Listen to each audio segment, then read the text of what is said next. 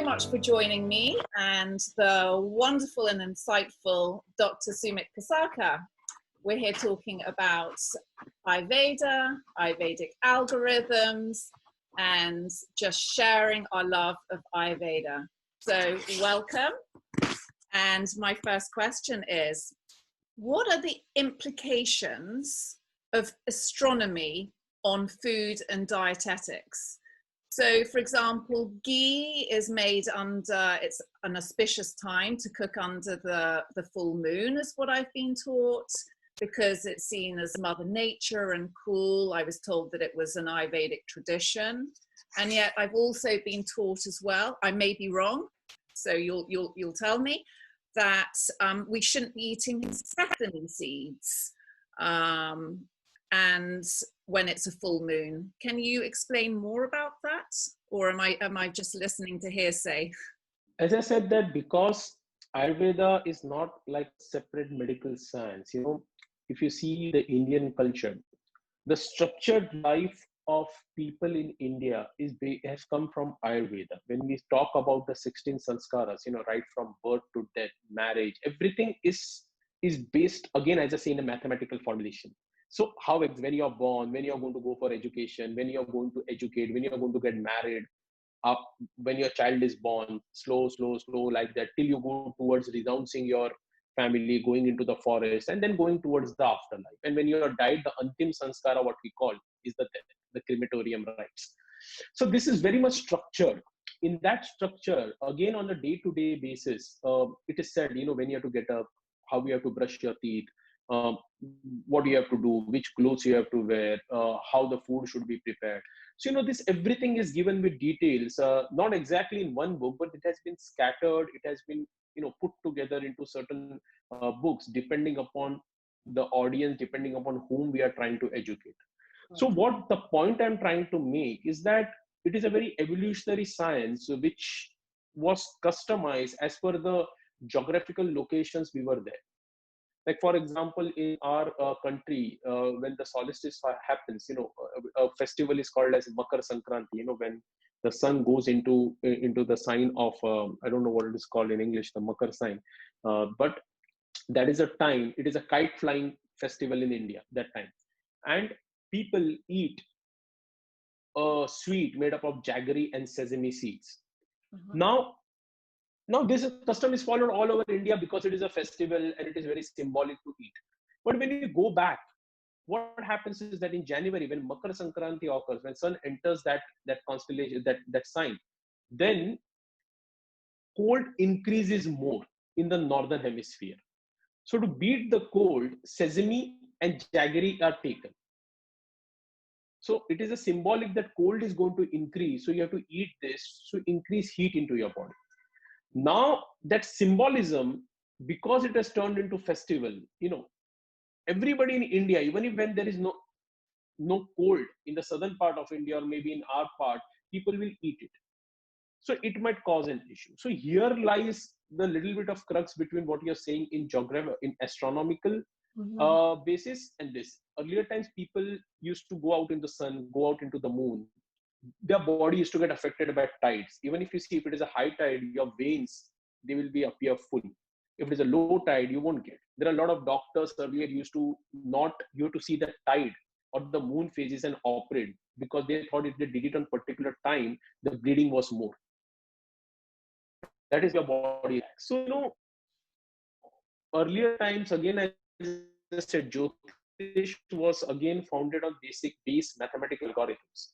That basic point that even if I'm conjoined with a person, still I have my unique point in space. That small derivative of sun ray which is falling on me, that slight deviation will fall on someone else. That makes a difference. So eventually, when this was calculated in those times when there were no curtail environments, you know, the sun rays, the moon rays used to fall on you, there were certain structures. So during certain phases of moon, certain eclipse, it was understood that food goes bad. Your Agni might go down. So when you eat that food, you might get that kind of problems. In certain times, during this time, organisms rise. So it is a more chances of an epidemics. So, you know, those things were already there. But because, as you said, when you you know, that a lot of time people who listen to few people, they might not understand those concepts. Now, a lot of your viewers might not understand what I am saying because maybe they have not read that. So it is very easy for me to tell them, don't eat during eclipse. If you eat during eclipse, something bad is going to happen. So people don't go behind why it is written, because it becomes very difficult for somebody to explain it to the masses. It is very easy to tell you, okay, do this. So, this is how it got ingrained. Secondly, when you came to the concept of ghee, nothing of that sort is mentioned. Of course, there are certain medicated ghees like Brahmi Krut, which is said to be made on Pushya Nakshatra because it enhances your mental health or something. So we can take cues that it has to be collected on a particular nakshatra, it has to be prepared under certain moonlight. There is a formulation called Chandra Prabhavati, which is made from Shilajit. So we have to process it only from 6th of the day of the increasing moon till the full moon. After that, we cannot. So we have to keep on doing it. So it is called Chandra, means moon, Prabha means it's light. So that cools it down, because Shilajit being hot, when you get that moonlight, it gives it an acceptability. So the algorithms, the quotients beyond that were, again, as I said, assimilation into the body. The Agni, how optimally that point will go inside, assimilate, and give you that effect.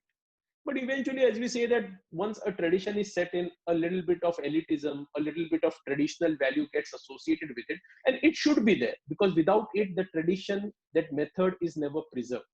If I tell you this is something very unique to you, this is something which is giving you the maximum benefit, you will preserve it. If I say, oh, this is general, there is just no logic behind it, anybody can do it, then you won't preserve it. So I am not saying there is no logic behind it. There's, of course, at nano levels, when you prepare, because I have myself seen it, when I prepare certain medications on certain asterisms, when I pick up certain plants on certain asterisms, and when I pick up the plant normally, it gives you a different kind of an effect. Not because there is some magical forces happening. It is basically because how exactly, when the juice is concentrated in the plants, sometimes when you to collect their kind of nutrition at particular time, when the moon fades, when the moon is in a particular asterism. So when you go and collect it at that point, you are going to get the maximum chemotype, the maximum active principle in it. If the same plant you are going to collect it in the morning, you are not going to get it. And therefore, if you say in Ayurveda, it is specifically written when to collect which plants, when not to eat, like it is said in rainy season, you should not eat leafy vegetables. So again, this has got to do with astrology. This has got to do with moon, because seasons were calculated through astronomy. Sorry, I'm not using the word astrology, the word astronomy. So, this pinpoint thing from micro to macro, how it affects human life is given. But because the ones you knew it and the ones who were hearing, there was a disparity. Things were said, only just follow it as a tradition. Mm-hmm. Do not go much behind it. And that's what has been carried on over a period of time. And we have to also accept that earlier transmission was oral. So when oral transmission is, there is nothing to refer. You just learn something the way it is to be taught. The moment it comes in script, it is open to multitudes of interpretation. Yeah. And that also dilutes a lot of things over a period of time. Fascinating. So my next question is kitchen architecture. So these days, everyone wants to have an open plan kitchen. It's seen as, the breakfast bar, it's all inclusive. But in Ayurveda, there's a more sacred approach to the kitchen.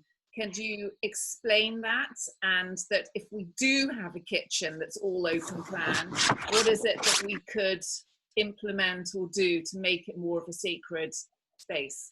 In earlier times, we did not have customized houses. We did not have controlled houses.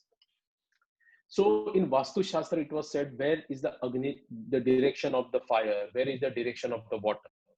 Because you did not have like induction stoves, you did not have gas cylinders. There was a fire at one place. There was water at one place. Now, if you place the fire in a place where there is a lot of wind, then of course your house is going to get burnt. If you're going to store water in a particular place, where it is very warm, it is going to dry up.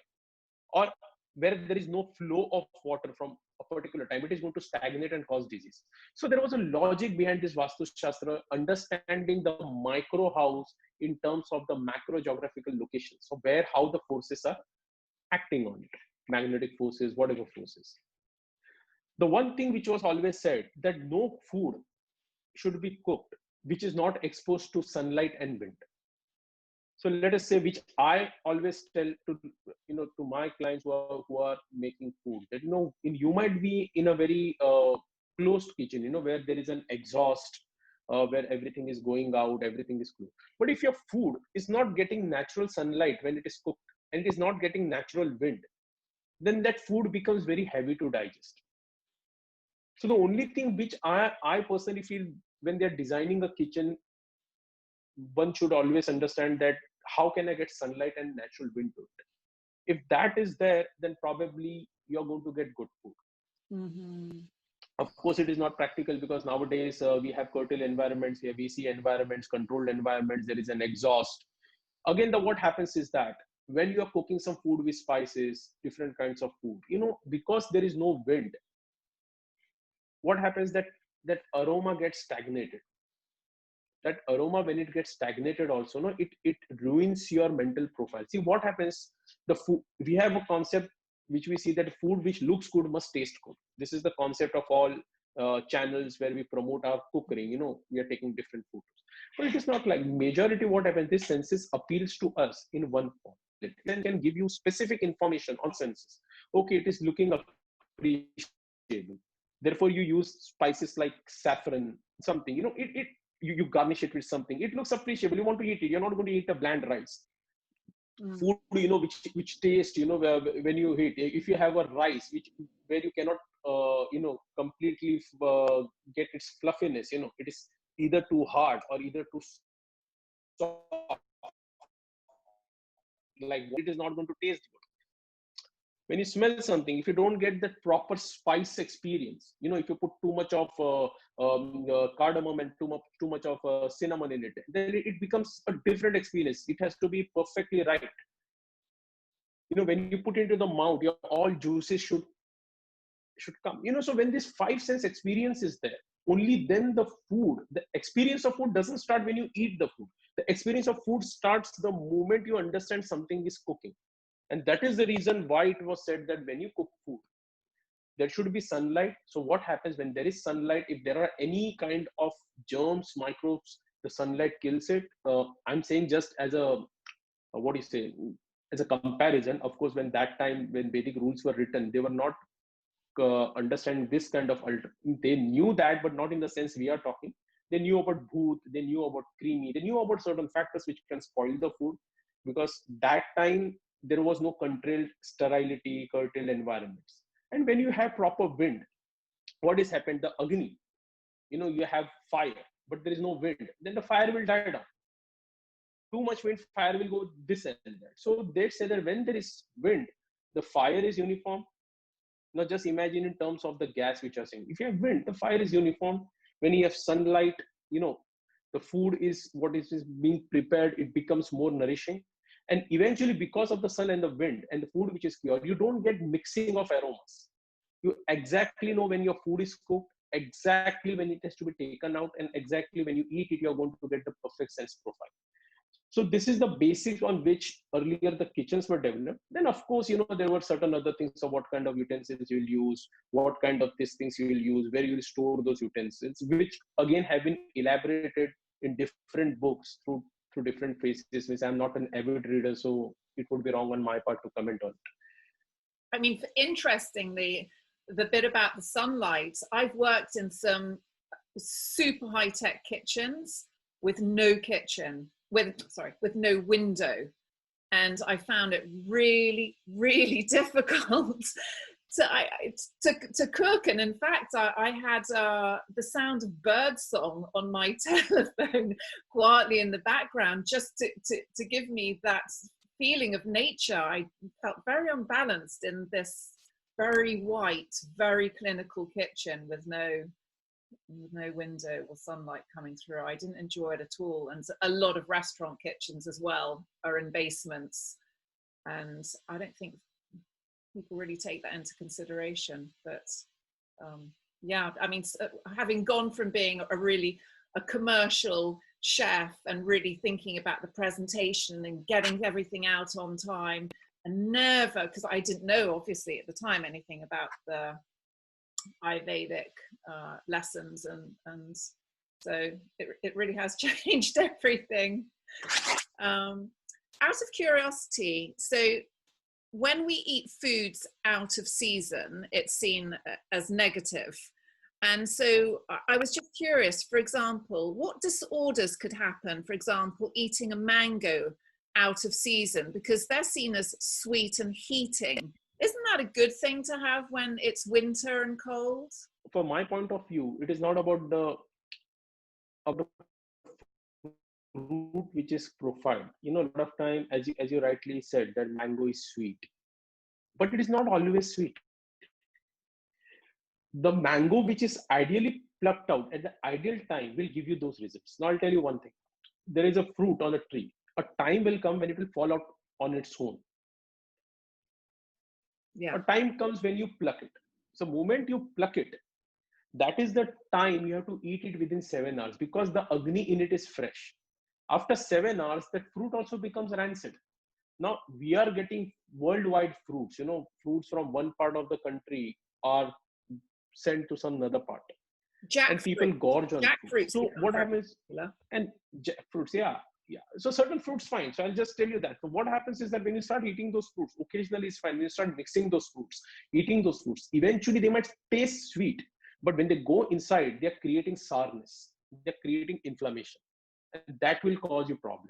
See, in Ayurveda, we have to understand a smaller hierarchy is built on a larger hierarchy. When you say that this fruit is sweet in nature, this fruit is salty in nature, eventually you have to understand that when these terminologies of Sanskrit are used, they are not directly correlated to English. So when I say, for example, tikta, which is called, we call it as bitter. So tikta is not bitter. Bitter is a type of tikta. The bitterness of coffee is different from bitterness of some other thing. The sweetness of mango is separate from sweetness of grapes. You cannot eat a grape and say, I ate a mango because it is sweet. When you eat a grape, you know this is a grape. Even if you're if you don't see, you don't touch, if I just put it in, even if I take out the juice and put, you'll understand this is a grape. This is not a mango.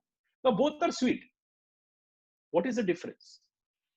So see, this hierarchy we have to understand. Here lies those algorithms. Why mango is also sweet, this is also sweet, but this exhibits separate properties, this exhibits separate properties. If we just take it for face value and compare it with the seasons, as I said, you were just saying right now that in a lot of big kitchens, huge kitchens, 5-star kitchens, which is in the basement, though it is absolute clean and everything, because there is concealed. Of course, you might say, okay, we are using ultraviolet rays, so we are mimicking the sun. We have a little bit of airflow, so we are mimicking the wind. It is fine, but what is happening? Because your body itself is not getting exposed, your body swells up, your sense profile goes down. You are just churning dishes from experience. You know, okay, this is perfect, this is made. So that is a difference. If you are really honest, you will see that if you prepare the same dish 2 times, there will be a slight difference. However nicely you might put it, but for a common person it won't be apparent, because he looks at the dish as an idea. Like if you say an ice cream, if I get it from this shop, or if I get it from somebody who has made it in a much better way, it is going to look like an ice cream, like a vanilla ice cream. But how exactly it is presented, the entire experience makes me feel this is done in an exotic way. But eventually it is milk. Eventually it is frozen milk with whatever you're using in it. So same thing here is that nothing is bad. Even if you say fruits, you cannot take something for its properties and eat it in that context. It doesn't matter. In the entire day, if you have not adhered to the rules, that one thing is not going to elevate anything. It might give you symptomatic relief. Like if you have a lot of flatulence and you take a little bit of bishop's weed, whatever, you might have a little bit of relief from gas. That is a symptomatic instant benefit. But eventually in the larger, like if you take castor oil, you're going to get a little bit of relaxation. You'll say, okay, fine. Because of its property, vayu has gone up. But that is not going to stop from you not having constipation. So, when we start thinking of these higher algorithms where Vedic sciences have told us that you have to plan from start. You have to understand in which geographical conditions you are staying. In that geographical conditions, what kind of a dincharya you are following. What are certain things which are acceptable to you? There might be persons who might eat 20 sweets and they might have nothing. There will be a person who will eat one sweet, he will get stomach aches. There will be people who will eat a lot of spicy food, nothing will happen. There will be one person who will give a little bit of spice, he'll sweat like crazy. So in both them, their unique constitution is accepting certain things easily, certain things it is refuting. Eventually, in the higher picture, if a dincharya is followed, both can come at a consensus. The person who gets stomachache with small sweet can develop a tolerance to eat 2 sweets, but he'll never have a tolerance to eat 20 sweets.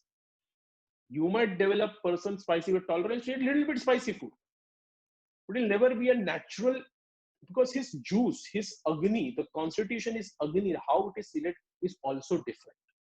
And that is where when we start preparing food on a very algorithmic level, therefore Ayurveda says that we cannot go into each and every constitution and prepare food for each and every person.